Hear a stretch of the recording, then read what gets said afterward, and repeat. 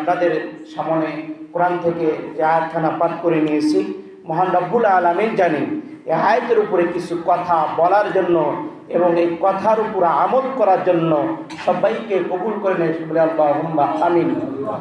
আচ্ছা বলেন বাজান, আমার আপনার গুনাহ আছে কি না? আছে না? অনেক গুনাহ। হাতের দ্বারা গুনাহ হয়, চোখের দ্বারা গুনাহ হয়, মুখের দ্বারা গুনাহ হয়, পায়ের দ্বারা গুনাহ হয়। তাহলে আমরা গুনাহ করতেছি, আমরা খালি মনে করতেছি এই গুনাহ আমাকে মাফ করবে কি? আল্লাহ মাফ করবে না? আল্লাহ অবশ্যই মাফ করবে। দেখেন আল্লাহ তাআলা কোরআনের ভিতরে জানিয়ে দেন, ইয়া আইয়ুহাল্লাযীনা আমানু তুবু ইলাল্লাহি তাওবাতান নাসুহা। আল্লাহ তাআলা আগে ঈমানদার বান্দাদেরকে ডাকতে বলতেছে, হে ঈমানদার বান্দাগণ, তোমরা এত গুনাহ করেছো পাহাড় সমতুল্য, এই গুনার মাফ করার মতো দুনিয়ার কোনো মানুষ নাই, একমাত্র আমি মালিক ছাড়া। আল্লাহ ছাড়া কেউ আছে? বন্ধু তাকায় দেখেন, আজ হয়তো আমি এমন গুনাহ করেছি, এই গুনার কথা যদি আমার মা জানে, আমার মা ছেলে থেকে বঞ্চিত করবে। এই রে বাজার, এত গুনাহ করেছি, এই গুনার কথা যদি আমার মহল্লায় মানুষ জানে, ওই মহল্লা থেকে আমাকে আপনাকে সরায় দিবে কিনা? আমার আল্লাহ বলেন, হে ফেরেশতা, আমার বান্দা গুনাহ করতে করতে পাহাড় সমতুল্য করেছে, কোনো সমস্যা নাই। যদি একবার আমার বান্দা খাস দিয়েলে, খাস নিয়তে আমি আল্লাহর কাছে খাঁটিভাবে তওবা করে, আমি আল্লাহ বান্দা তওবা করার সঙ্গে সঙ্গে তার জিন্দেগির গুনাহ খাতাগুলো মাফ করে দে। বন্ধু এই জন্য আসেন আল্লাহর দরবারে আমাকে আপনাকে আল্লাহর দরবারে চাইতে হবে, আল্লাহর দরবারে বলতে হবে, মালিক তুমি দুনিয়াতে আমাকে 60 বছর হায়াত দিয়েছো, 40 বছর হায়াত দিয়েছো, 30 বছর হায়াত দিয়েছো, এই হায়াতের ভিতরে আমি কি করলাম না করলাম আমি তো নিজেও জানি না। ও মালিক তুমি তো ভালো জানো, তুমি তো বান্দার অন্তরস্থ খবর জানো। বন্ধু আল্লাহ কোরআনে বলেছেন, ইন্নাল্লাহা আলিমুম বিযাতিস সুদূর, আমার বান্দা মনে কি করে না করে, কিভাবে না চিন্তা করে না ভাবে, একমাত্র আমি মালিক ভালো জানি। কে জানে? আচ্ছা এখন আমার আপনার চিন্তা আছে যে নামাজ শেষ করে হয়তো কেউ মাঠে যাব, কিংবা হয়তো কেউ বাজারে যাব, এটা চিন্তা করতেছি না?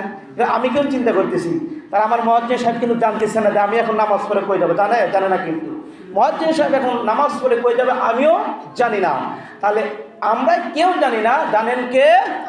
আল্লাহ। এই আল্লাহ রব্বুল আলামিন সবই জানেন। তাহলে এই পাহাড় সমতুল্য যদি আমরা গুনাহ করি, তারপরেও আল্লাহ তাআলা আমার আপনার জিন্দেগির গুনাহগুলো কি করবেন?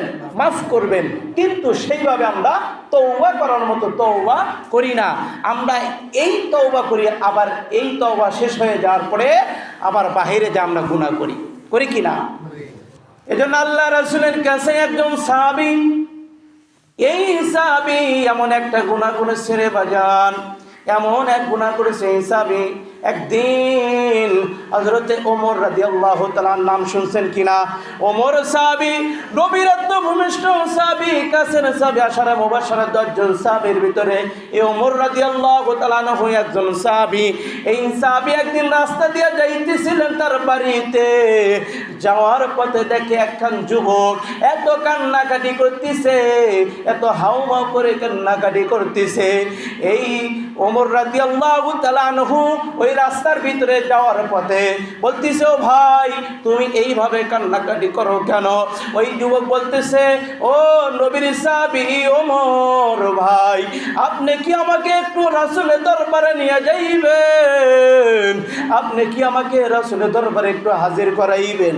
ওমর রাদিয়াল্লাহু তাআলা আনহু বলে, ভাই এমন পর্যায়ে এই সময় কেমনে তুমি রাসূলের দরবারে যাইবা? কি সমস্যা আমাকে কি বলা যায় না? ও ওই যুবক বলতেছে, ভাই আমি কেমনে আপনাকে বলবো, আপনি যদি একবার রাসূলের দরবারে আমাকে নিয়ে যান, তারপরে আমার বিষয়টা আমি রাসূলের কাছে জানিয়ে দিচ্ছি, তারপরে হয়তো আপনি শুনতে পাইবেন। এখন ওমর রাদিয়াল্লাহু তাআলা আনহু ওই রাস্তার ভিতরে থেকে এই যুবকের হাতখানা ধরে রাসূলের দরবারে নিয়ে যান। যখন রাসূলের দরবারে নিয়ে যান, রাসূলের দরবারের সামনে নিয়ে যাওয়ার আগে ওই যুবক এক সাইড করে রাখলেন। যুবক ভাই, তুমি এই জায়গায় দাঁড়াও, আমি আগে রাসূল সাল্লাল্লাহু আলাইহি ওয়াসাল্লামের কাছে পারমিশন নিয়ে আসি তোমাকে ঢুকানোর জন্য। ওমর রাদিয়াল্লাহু তাআলা আনহু যখন রাসূলের কাছে যা বলেন, ইয়া রাসূলুল্লাহ, আমি যখন আপনার কাছ থেকে বিদায় নিয়ে বাড়িতে যাইতেছিলাম এবং বাড়ির পথে রওনা হয়েছিলাম, এমন অবস্থায় আমি দেখি রাস্তার ভিতরে একখানা তরুণীয় যুবক হাউ মাউ করে কান্দিতেছে। আল্লাহ রাসূল বলে, ও ওমর, এই যুবক কি চায়, কি চায়? ওমর রাদিয়াল্লাহু তাআলা আনহু বলে, ও আল্লাহর নবী, এই যুবক বলতেছে আপনার সঙ্গে নাকি দেখা করবে। আল্লাহ রাসূল বলেন, ঠিক আছে, যাও তাকে নিয়ে আসো। যখন এই যুবক আল্লাহ রাসূলের কাছে যাই রে বাজান, দেখেন এমন গুনাহ করেছে, গুনাহ করতে করতে তার কলবটা ময়লা করে ফেলেছে। যে গুনার কথা শুনে আমার রাসূল কইতেছে যে আমি এই গুনার ব্যাপারে কিছু জানি না। যখন ওই যুবককে রাসূলের সামনে হাজির করানো হলো, হাজির করানোর পর আল্লাহ রাসূল বলতেছেন, ও যুবক, তুমি কি গুনাহ করেছো তুমি বলতে পারো? এই যুবক তো বলে না, হাউমাউ করে কান্দা, চোখের পানি ফালায়। আবার আল্লাহ রাসূল বলে, যুবক, তুমি কি গুনাহ করেছো তুমি বলতে পারো? এই যুবকটাও বলে না, কান্নাকাটি করে। আবার আপনার রাসূল বলেন, যুবক, তুমি কি গুনাহ করেছো যে গুনার কারণে শুধু গুনার কথা কইলেই কান্নাকাটি করো? এই জায়গায় বলো কেউ নাই, শুধু আমি আর তুমি আছি। ওই সময় এই যুবকের জবান দেওয়া বাড়ায়, ও আল্লাহর নবী, আল্লাহ রাসূল, আমি এমন গুনাহ করেছি, হয়তো এই গুনার কথা শুনে আপনি আমাকে তাড়িয়ে দিবেন, কারণ তাড়িয়ে দিয়ানের কথাই। ও আল্লাহর নবী, আমি এই মরুভূমিতে, আমি এই জায়গায়, এই মহল্লাতে একটা কাজ করে প্রতিদিনই থাকি। সেই কাজটি হলো, আল্লাহর নবী, যে আল্লাহর বান্দা বান্দি আপনার উম্মতিরা মারা যায়, যাদেরকে কবরে রেখে আসা হয়, আমি ওই দিন রাত্রে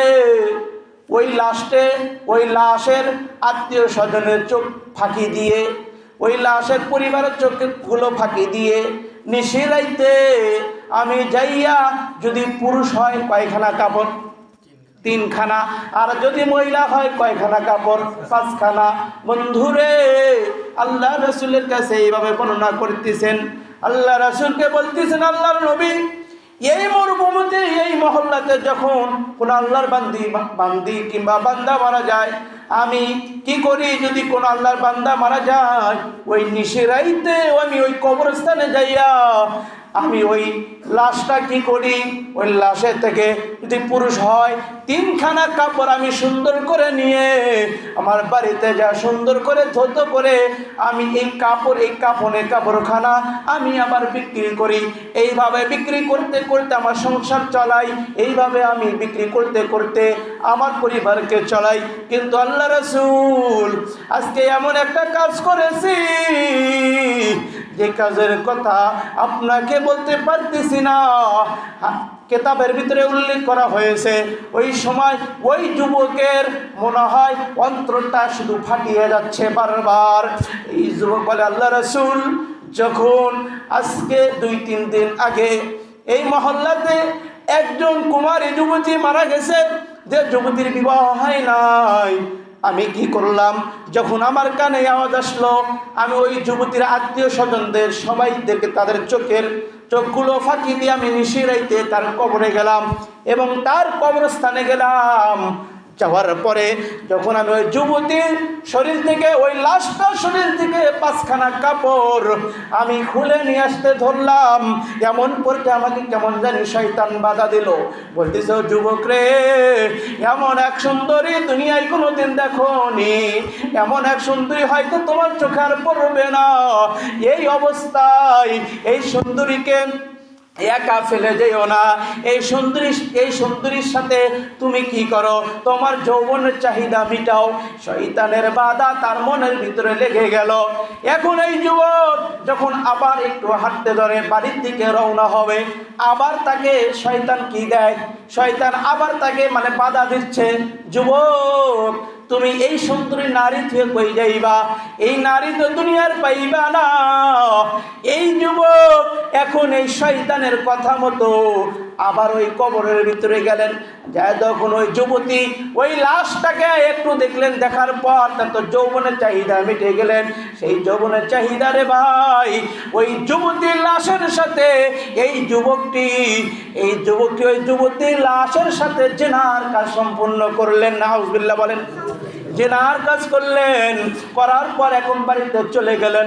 ওই তো চলে যাওয়ার পর যখন রাস্তা দিয়ে যাইবে, একটু পর কেমন জানি ওই মহিলা ওই যুবতীর কণ্ঠে আওয়াজ আসে, আই রে যুবক, আমি কুমারী নারী, আমি যুবতী অবিবাহিত, আমাকে দুনিয়াতে কেউ দেখে নাই, আমি এমনভাবে চলছি। আজ তুই আমার কাপড় চুরি করবি ঠিক আছে, কিন্তু আমি তো অসহায় হয়ে গেলাম।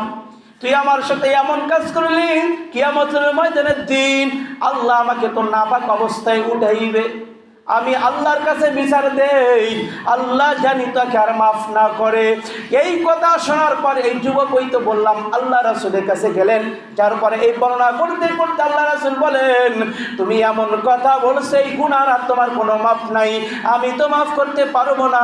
তুমি আমার দরবার থেকে চলে যাও, আমার কাছ থেকে চলে যাও। আল্লাহ রাসূলের কাছ থেকে চলে যাওয়ার পরে এই যুবক এখন চিন্তা করতে লাগলেন, আবার হাউমাউ করে কান্নাকাটি করতেছেন, হাই রে আমি এখন কি করব? এই পৃথিবীতে যিনি বাদশাহ, এই দুনিয়াতে যিনি বাদশাহ, তার কাছে তো আসছিলাম, ইনি যদি বলছে মাফ হবে না, আল্লাহ তো আর মাফ করবে না। এই যুবক কান্নাকাটি করতে করতে 1 নয় 2 দিন নয় 5 দিন নয় 6 দিন নয় 10 দিন নয় 40 দিন পর আল্লাহ রাসূলের কাছে রুহুল আমিন নামে একজন ফেরেশতা এসে বলে, ও আল্লাহর নবী, আপনাকে সালাম দিলেন। আল্লাহর নবীকে সালাম দিয়ে বলতেছে, আল্লাহ রাসূল, ও আল্লাহর নবী, আপনার দোস্ত আপনাকে সালাম দিয়েছে। এই পর্যায়ে সালাম দেওয়ার পর রুহুল আমিন কিছু প্রশ্ন করলেন আল্লাহ রাসূলকে। প্রশ্ন করার পর আল্লাহ রাসূল সেই প্রশ্নের জবাব দেওয়ার পর বলতেছে, ও রুহুল আমিন ফেরেশতা, আল্লাহ তোমাকে কি জন্য আমার কাছে পাঠাইছে, তুমি তাড়াতাড়ি আমাকে বলতে পারো। এ রুহুল আমিন ফেরেশতা আল্লাহ রাসূলকে বলে, আল্লাহ রাসূল, কিছুদিন আগে আপনার কাছে একজন যুবক এসেছিল গুনার কথা নিয়ে।